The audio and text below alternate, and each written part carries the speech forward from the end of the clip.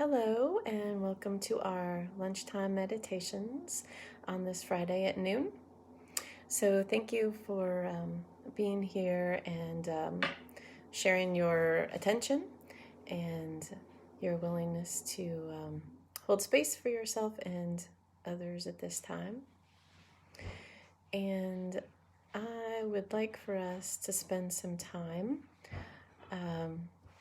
thinking about some of the difficulties, the overwhelming challenges, the traumas of this time in this moment, and how we are meeting it personally and as a collective, as a country. And I want to reflect on just what I'm seeing and experiencing for myself and others around me, clients, friends, and the bigger society. And we're all coming into this time of great anxiety and upheaval, of disillusionment, of anger, all of that. And we're trying to figure out how to be in this moment. And I've titled this inviting the best version of ourselves. I was listening to a talk by Reverend Lucas Johnson on that, on in this time, in this moment, dealing especially with issues around race and the big challenges when people with such very opposite perspectives come together. How can we possibly have deep, meaningful conversations? How can we move this country forward in a positive way? And he was really encouraging us to invite others into the best version of themselves through our love. And I think we have to start, though, with ourselves and in inviting the best version of ourselves.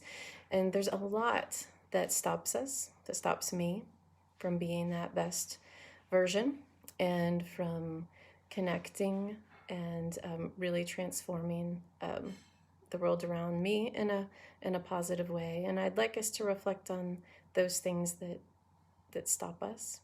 A lot of times it's anxiety and deep fear. And I want to name, in times of trauma, our limbic system is so activated because we are feeling fearful and terrified. We're needing to have a sense of protecting ourselves, and that's showing up in so many ways right now. So we go in our own ways into fight, flight, and freeze. Sometimes we wall ourselves off from others. We don't want to hear anything disturbing on the news. We don't want to engage in difficult conversations. We get overwhelmed. Whether it's around issues around race and equity, whether it's around this virus that's still going on, this pandemic. We don't want to put ourselves at risk. We don't want to put family at risk.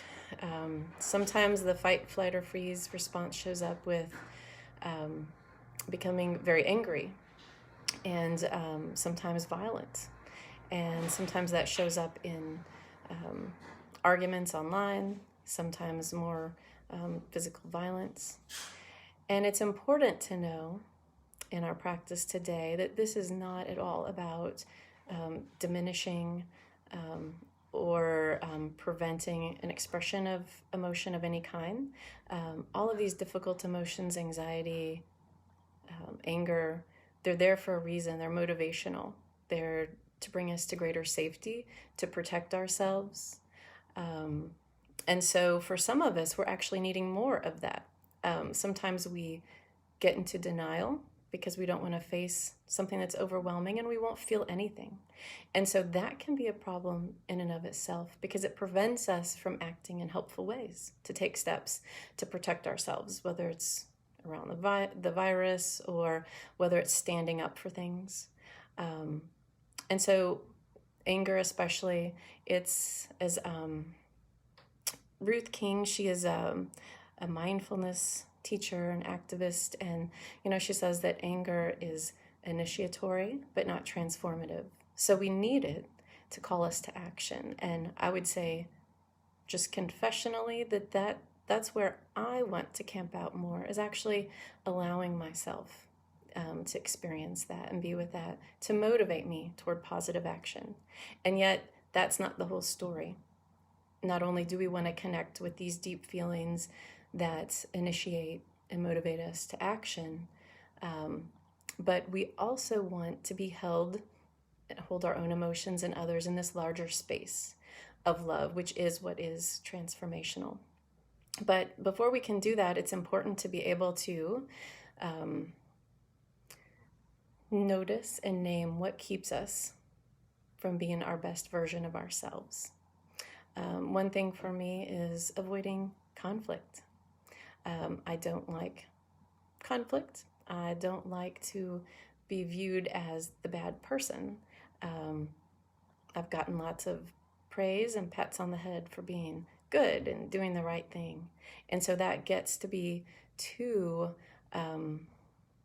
motivating for me and allows me to be complacent and comfortable and not willing enough to be my best version of myself, when what that might look like sometimes is standing up for someone, for speaking out. So I want us today in this practice to be reflecting on what might keep us from our best version of ourselves. And usually it has to do with these emotional blocks, these really strong emotions that keep us locked in reactivity, locked in this space of smallness, of feeling unsafe in some way. Like for me, maybe feeling unsafe to step out, to not be that good person that always says the right thing and never upsets anyone. For others, it might look really different. For others, it might be an overwhelming fear. And so we're going to do a reflection, a meditation today on noticing and naming whatever it looks like for you. What you might be bringing to mind might have nothing to do with what's going on today, with what I've named around racial inequity, what we're dealing with in society, with the pandemic, with the virus. You might have your own personal issues and traumas you're very aware of that are very alive for you today. And so we're going to reflect on what is keeping us locked in this small self, in this state of reactivity that keeps us from connecting in this larger space of love, which is what can transform us, center us, allow us to be our best versions of ourselves. And so as we reflect on that, we will then go into a practice called RAIN, which a lot of us who meditate quite frequently use to help us notice and name and soothe ourselves when we are feeling these difficult emotions. And that's what opens us up to this larger space of transformational love and healing. So I know this might be a little bit longer because I had a little bit more to say at the beginning. But this is where my heart is and what I feel like is important, that everyone I talk to is dealing with, have to keep coming back to opening up the heart space. So I'll invite you now to take your meditation seats, to either close your eyes or look down at a spot ahead of you. And allowing everything I've said to just fade into the background. Bringing attention and awareness to your own body, to the space around you, sounds around you, the feeling of your body on the chair, your feet on the floor. Coming into this moment, allowing it to ground and center you.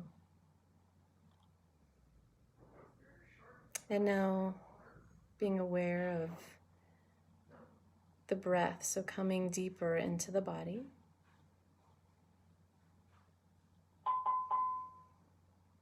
Flowing in and out of the body, noticing the inflow and the outflow. And if the mind is very busy and active, maybe allowing yourself to use a mantra to help center and focus. So using the mantra of in-breath on the in-breath and out-breath on the out-breath. or using the mantra breathing in and the mantra breathing out.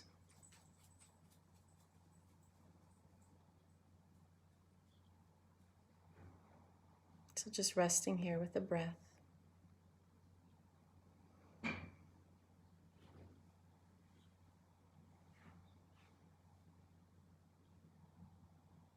And perhaps even allowing the breath initially to be longer and slower than usual. Really allowing it to be full and deep, allowing it to fill the belly and the chest. Really feel that expansion of the entire body on each in-breath. Allowing it to, each breath to be slower and deeper than the one preceding it.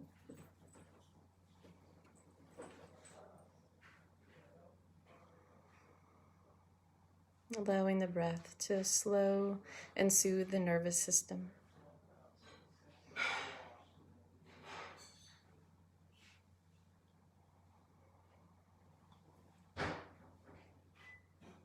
And after a few deep breaths, allowing the breath to resume its normal rhythm. And bringing to mind, as you continue to breathe, just bringing to mind something you're noticing, an emotion, or an occasion where you notice that it's a challenge to be the best version of yourself. Maybe it's arguments on the internet. Maybe it's when you're watching the news. Maybe it's a relationship with a loved one. There can be any number of situations that might arise, or really strong emotions you're just aware of right now that come up easily, where you notice yourself feeling contracted, tight, small, not your best version of yourself. So bringing that up.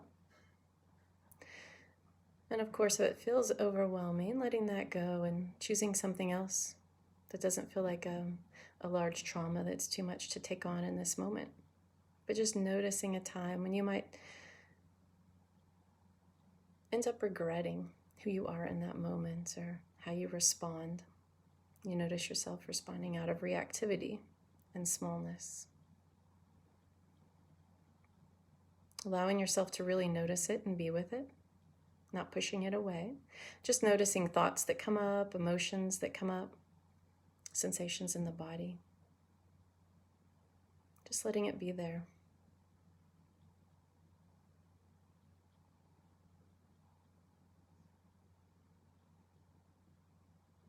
And we're doing this not to cause a guilt trip or to get stuck, but in fact to be liberated through naming it, accepting it, and eventually bringing some compassion. So the doorway can be open to some transformation and healing. And so as we bring it all to mind, we'll be going through our RAIN practice, and the first part is the R, which is the recognizing. And so that's where we've been right now, the recognizing. Seeing if there's anything else to recognize in this moment, any other more subtle emotions or thoughts that come up. Often these things come up in layers. Lots of emotion, lots of thoughts, lots of body sensations. Sometimes once we give that permission and have that curiosity, we notice a lot more.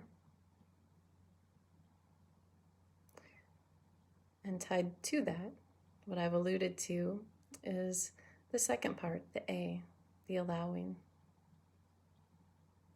So this is often the spot we get stuck because we push away our difficulties, our difficult emotions. We have those uncomfortable thoughts about ourselves or others that we don't like.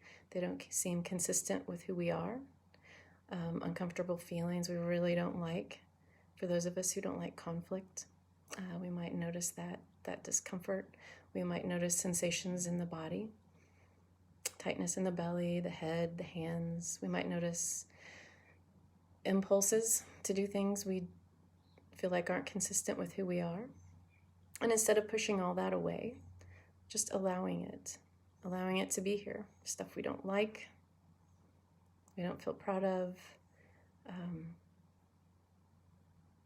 things that are just challenging to experience.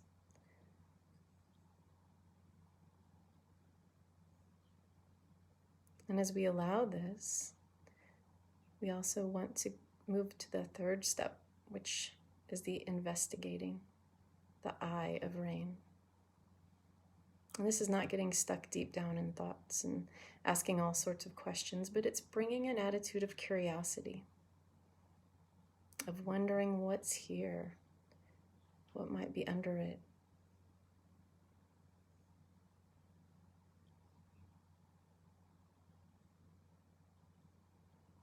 Wondering what might be so challenging to be with it. Just noticing what comes up more than really digging down and getting deep into thoughts about it.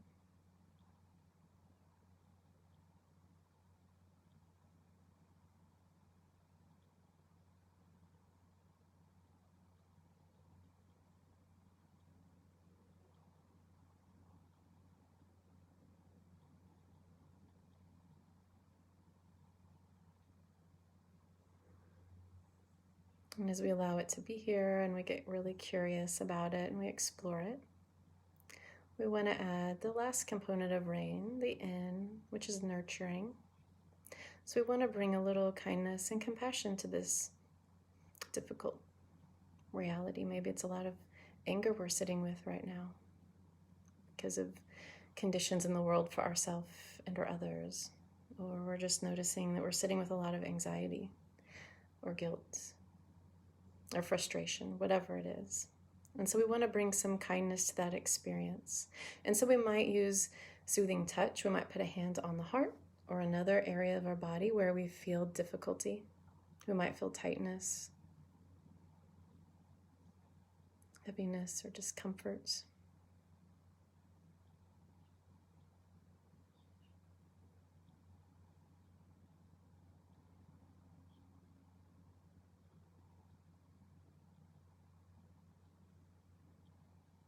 In addition to the hand on some part of our body to bring a soothing touch, we might want to bring a compassionate attitude. There might be something we're really needing to hear that might be of benefit. It might be a kind wish for ourselves. It might be something like, may I use this to grow? May this serve to wake me up, to strengthen me, to open up to others.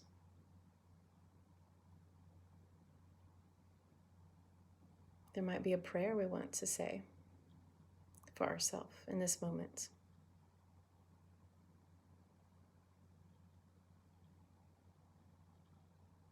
Or it just might be a simple phrase like this too, just accepting this is part of reality, or a reminder that this is part of being human. We don't get to escape even this.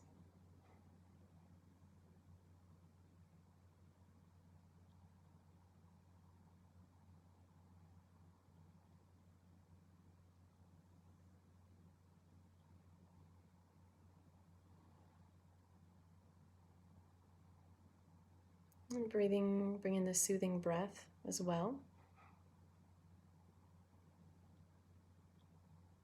With each breath in, let it be nourishing and soothing. Maybe on each out breath, breathing out any of the tension, the tightness, the difficulty you're experiencing.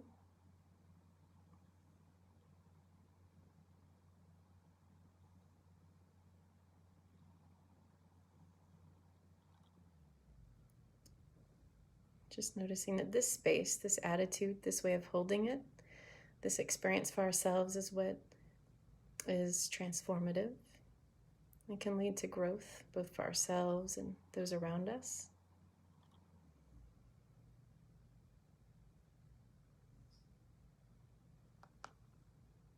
And if it's hard to give this to yourself, maybe even envisioning someone you know that can give this to you. And just imagine sitting there in front of them in the space that they can hold for you.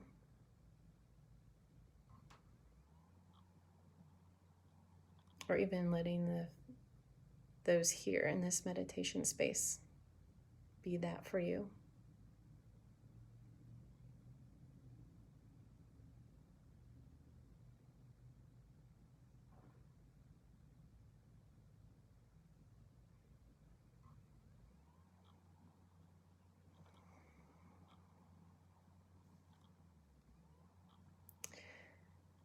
And now letting all that go, just resting here in the breath for a moment.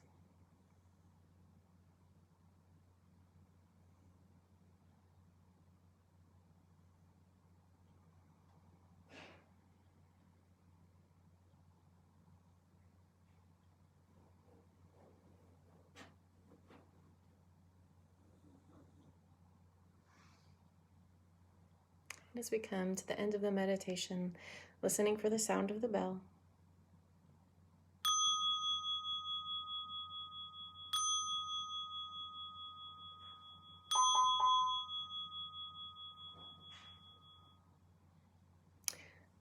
Thank you all for being here. I appreciate so much you all holding space for me.